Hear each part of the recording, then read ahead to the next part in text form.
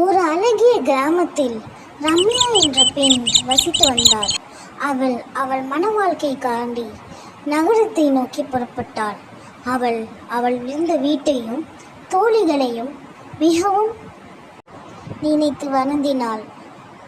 Car வந்தவுடன் கிளம்ப தயாரானார்கள்.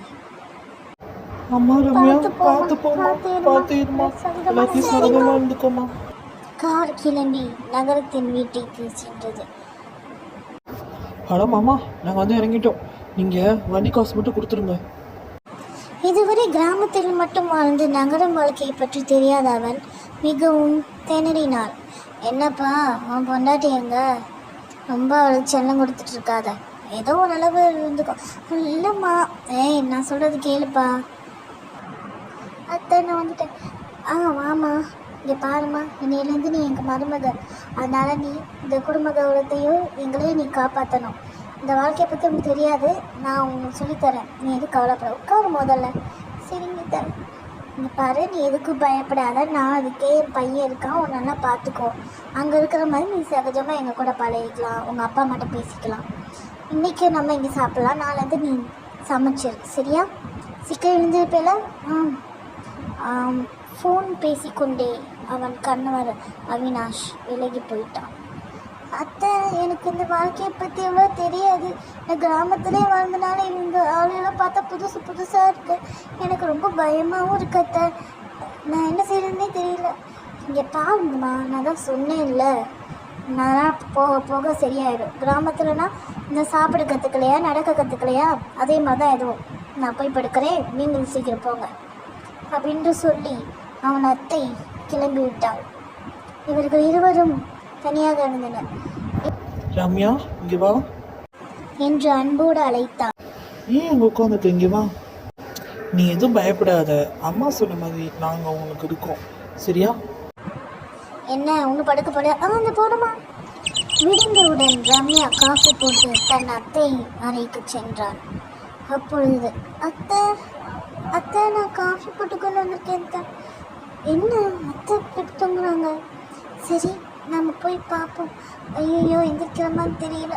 நம்ம இங்கேயே வச்சுட்டு போயிடுவோம், பயமாக இருக்கு. என்னம்மா, சமையல்லாம் ஆயிடுச்சா? ஆயிடுச்சு அத்தை. என்ன சமைச்சிட்ருக்க?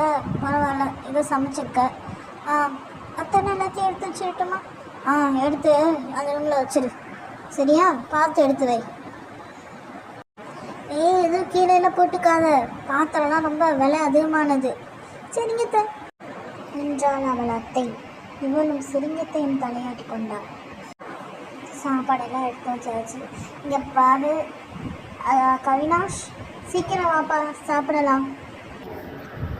வரேம்மா. வா, உட்காந்து சாப்பிடலாம். ரம்யா, நீயும் உட்காந்து சாப்பிடலாம். அதெல்லாம் நமக்கு பரிமாறிட்டு அவன் சாப்பிடுவா. ஏன் உன் புது பொண்டாட்டிக்கு ரொம்ப இது பண்ணுற? சரிம்மா. நீ சாப்பிட்டவுடன் கவினாஷ் வேலைக்கு கிளம்பினான். பார்த்து பத்திரமா போயிட்டு வாப்பா. சரிம்மா. பார்த்து பத்திரமா போயிட்டு வாங்க. போகிறப்ப இங்கே கூப்பிடுறவன இல்லத்த. என்ன இல்லத்த? போய் என்ன மாதம் நின்றுட்டு இருக்க? போய் எல்லாருமே கூப்பிட்டு அது அது எதுக்கு எடுத்தாலும் எதுக்கு பேசுறியா? போய் எல்லா வேலையும் செய்யப்போ. என்ன இது அத்தை பேசுகிறாங்க? சரி, அம்மா தான் அட்ஜஸ்ட் பண்ணிக்க சொன்னாங்களா? என்ன பண்ணிகிட்டு இருக்க? இல்லை அத்தை, நீங்கள் தான் ரொம்ப க்ளீன் பண்ண சொன்னீங்க. அதுக்குன்னு ஒரு மரியாதை கூட வரலாமான்னு கேட்க மாட்டியா? என்ன நாகரிகமே இல்லாமல் வளர்ந்துருக்க.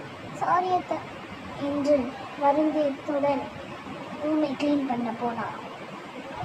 இந்த காலத்து பிள்ளைங்களுக்கெல்லாம் அத்தை ரொம்ப செல்லுங்கிறதுக்காக. அத்தை, நான் ரூமை க்ளீன் பண்ணிட்டேன் அத்தை. நீ அந்த ரூமெல்லாம் போய் க்ளீன் பண்ணிட்டுமா அத்தை? அத்தை, உங்களுக்கு தான் வேணுமா? சரி, போ. நீ வந்தா கதவை தட்டிட்டு வரலாமான்னு கேட்டு வா, சரியா? போ, எல்லா ரூமையும் க்ளீன் பண்ணு. ஒன்று விடாமல் தூசியெல்லாம் பண்ணு. எல்லாரையும் கூட்டியாச்சு. நீ வேறு என்ன வேலை இருக்குது? அத்தைக்கிட்ட ஒரு தடவை சொல்லிடும். அத்தை, எல்லாருமே க்ளீன் பண்ணிட்டேன் அத்தை. சரி, போய் வச்சுட்டு ரெஸ்ட் எடுத்துக்கோ. நம்ம ரெஸ்ட் எடுக்க சொல்லியிருக்காங்க. கொஞ்சம் நேரம் தூங்குவோம். என்ன வேலை, நம்ம அம்மாட்ட கூட இப்படி பார்க்கல.